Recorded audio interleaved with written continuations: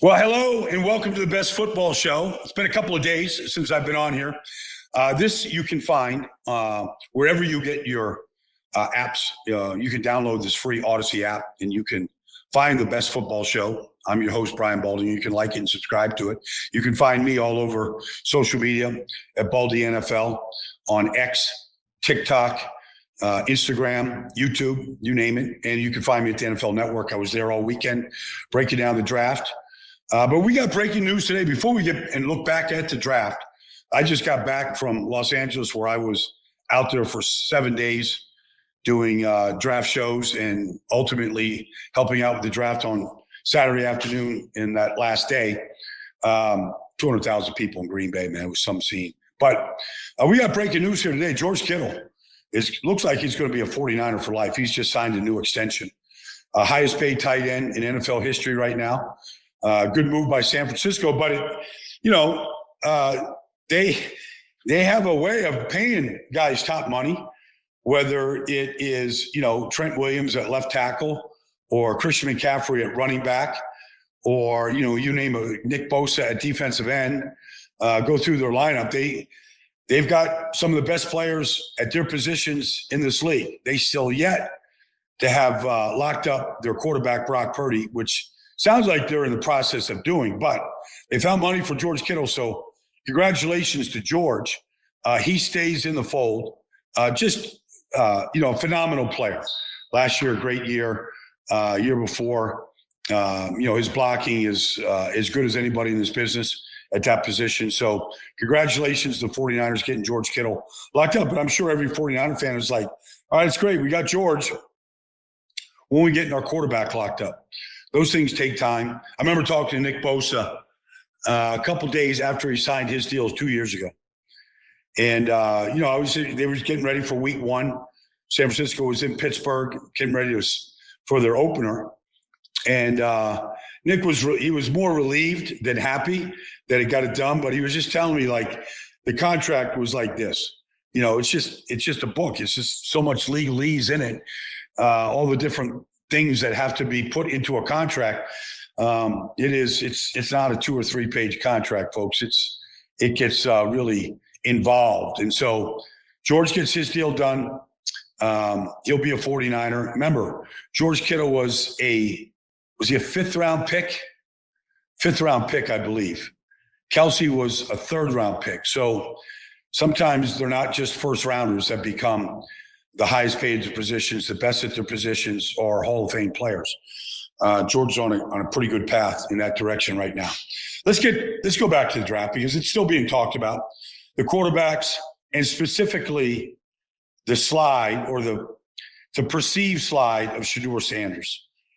He was the 144th player taken in the 5th round by Cleveland after they already drafted a quarterback, Dylan Gabriel, in the 3rd round with the 94th pick.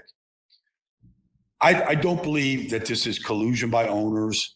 I don't believe conspiracy theories. I don't believe any of this stuff. I believe Shedeur was drafted where people thought his value was. I mean, Cleveland could have easily taken him, with the 94th pick. They took Dylan Gabriel with the 94th pick in the 3rd round. Jackson Dart was the 2nd quarterback taken. The Giants traded up with Houston to get to the 25th pick to take Jackson Dart. They valued Jackson Dart over Shedeur Sanders. Tyler Shuck. First of all, you look at the quarterbacks that were taken. You look at the teams that were quarterback needy, starting with Tennessee. Well, they had decided on Cam Ward a month ago. They decided they were taking Cam Ward. Everybody asked about the pick. They asked to trade up to get it. Tennessee was locked into Cam Ward. So Tennessee was off the books.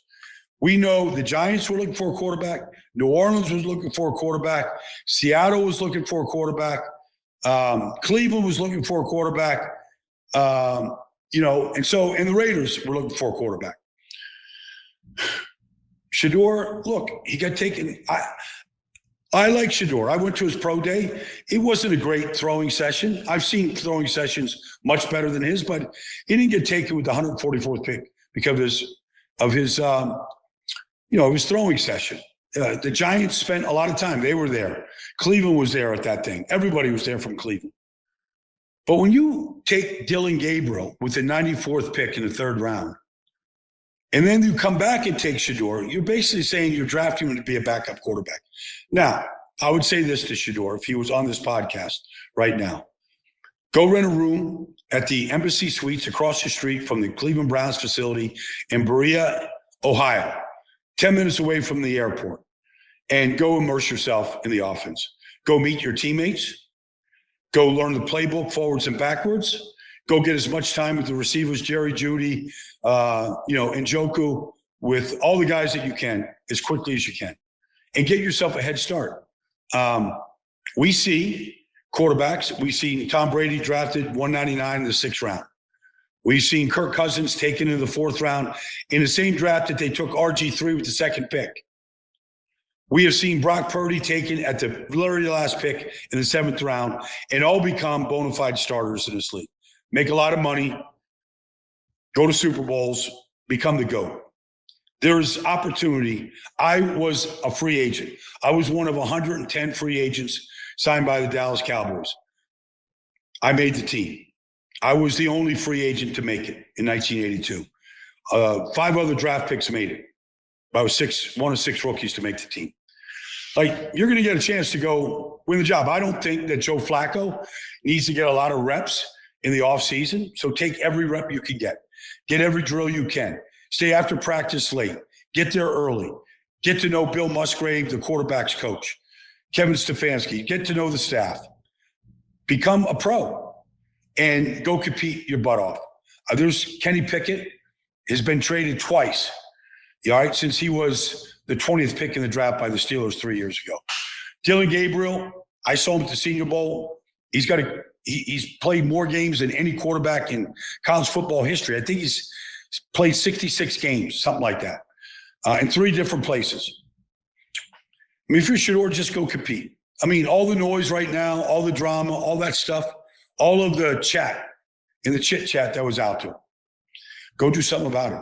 Go show everybody that you're worthy of a 1st-round pick. Go become a starter. If Cleveland gets a starter out of Shedeur Sanders, the way they did it one time with Baker for a couple of years, and he gets them to a playoff, gets them to the playoffs and wins a playoff game, believe me, they will sell a lot of Shedeur Sanders jerseys, and he'll become a star.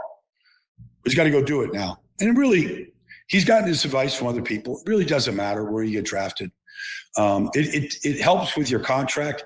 It helps during the draft that you get the exposure and you're seen with all the other 1st-round picks or 2nd-round picks. Honestly, all that matters right now is like you go compete and Cleveland gives you a chance. Make the team one way or the other this year and then just climb up through the ranks. That's what I would tell them. I think the other quarterbacks got taken in good spots. Jackson Dart with the Giants, it's a good place. I don't think there's a place with the Giants right now with Jameis Winston. It makes no sense to keep Jameis Winston. I know he signed a 2-year deal, $4 million a year. It makes no sense to keep Jameis Winston. You got Russell Wilson. He's been named the starter. All right, great.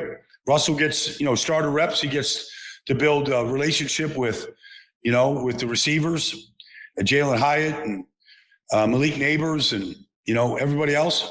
He gets to learn the offense. But honestly, if he starts to falter, if they get off to a bad start like they did last year, if they're 1-6, it's time for Jackson Dart to play. Find out what you have there.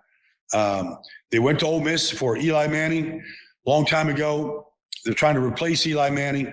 Jackson Dart should get all of the 2nd-team reps. He should get the majority of preseason reps. Get him ready to play. You don't need another layer of Jameis Winston in that roster right now. You draft him in the 1st round. You look at Dan Marino was a 27th pick taken. Aaron Rodgers was the 24th player taken in his draft. Marino in the 83 draft. Aaron Rodgers in the 2005 draft. They became Hall of Fame players. Jackson Dart is the 25th player taken. He needs to start getting ready. All right, find out what you have. Because if he's not the guy, they got to go back to the well. Tyler Shuck gets a chance to work with Kellen Moore. We got to see what the status of Derek Carr is. I don't know. I don't think they know. It's a mysterious injury right now. We'll see. Spencer Ratliff is there. They've got some guys on the roster. Go compete. Jalen Milroe's in a great spot in Seattle. Great spot. They trade away Sam Howell. He's the backup right now to Sam Darnold. He's an elite athlete. I bet that Seattle has a package of plays for Jalen Milroe to go in there. Wildcat, quarterback runs, quarterback throws, you name it. I can see a package for Jalen Milroe. That's what they had for Donovan McNabb.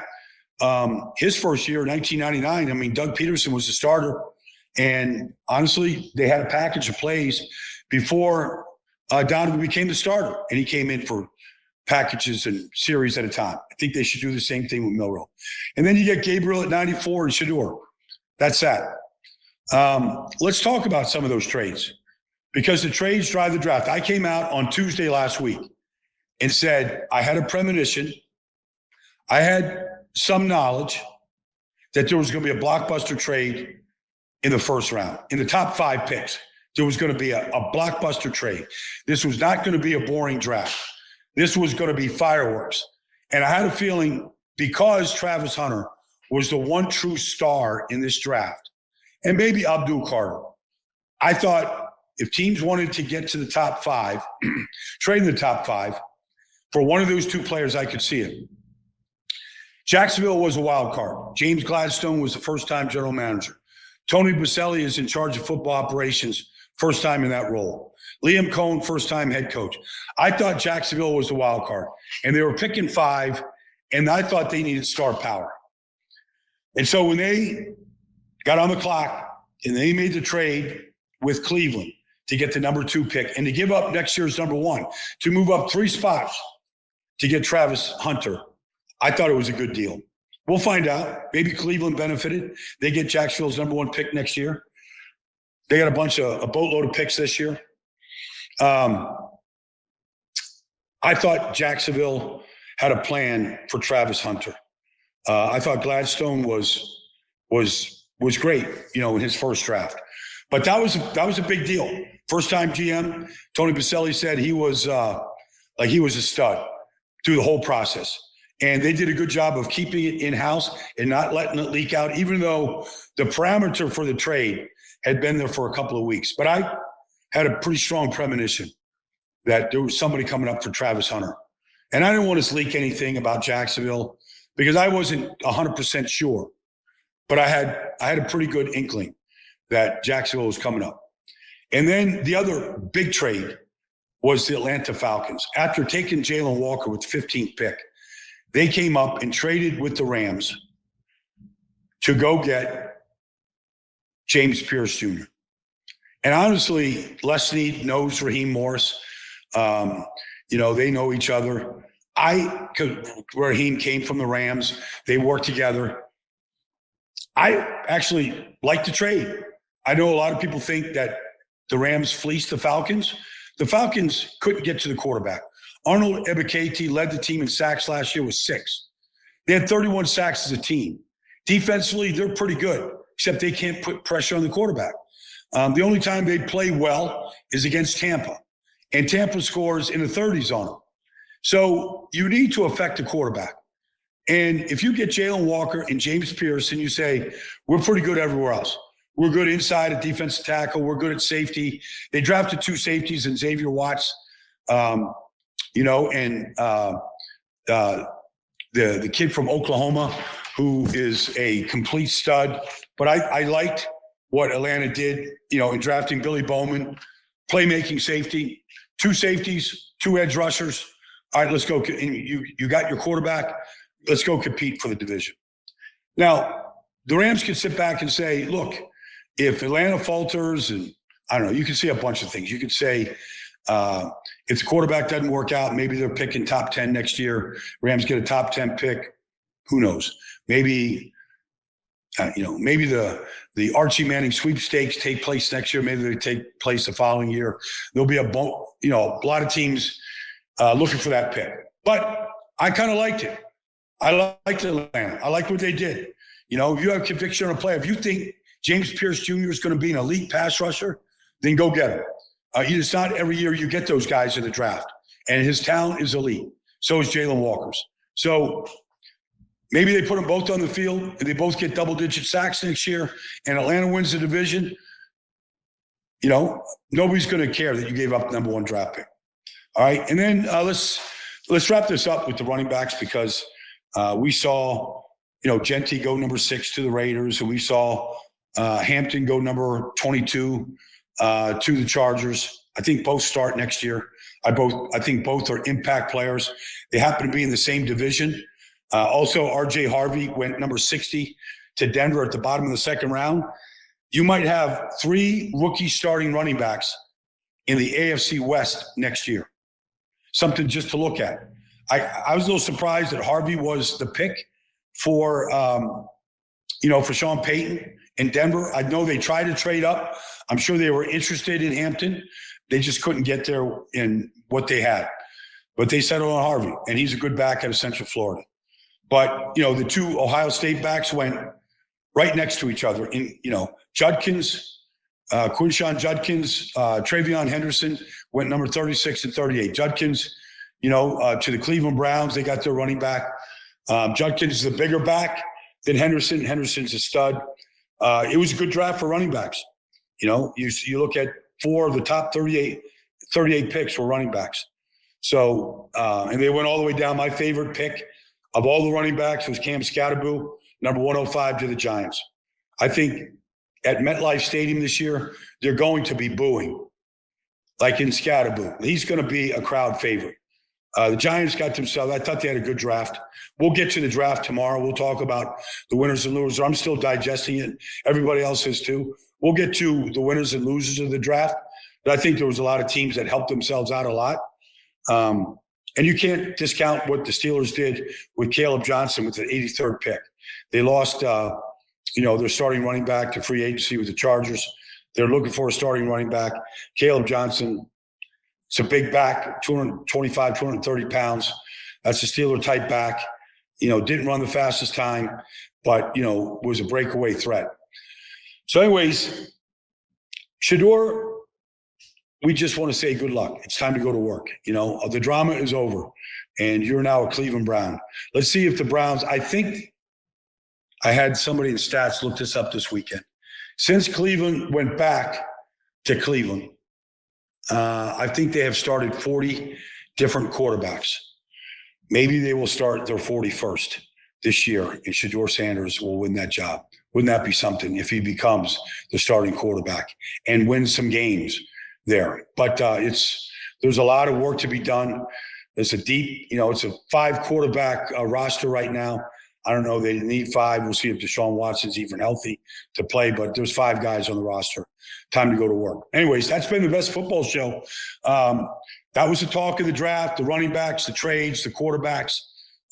We'll review the winners and losers tomorrow. Thanks for joining me, everybody. Look forward to talking to you sometime tomorrow.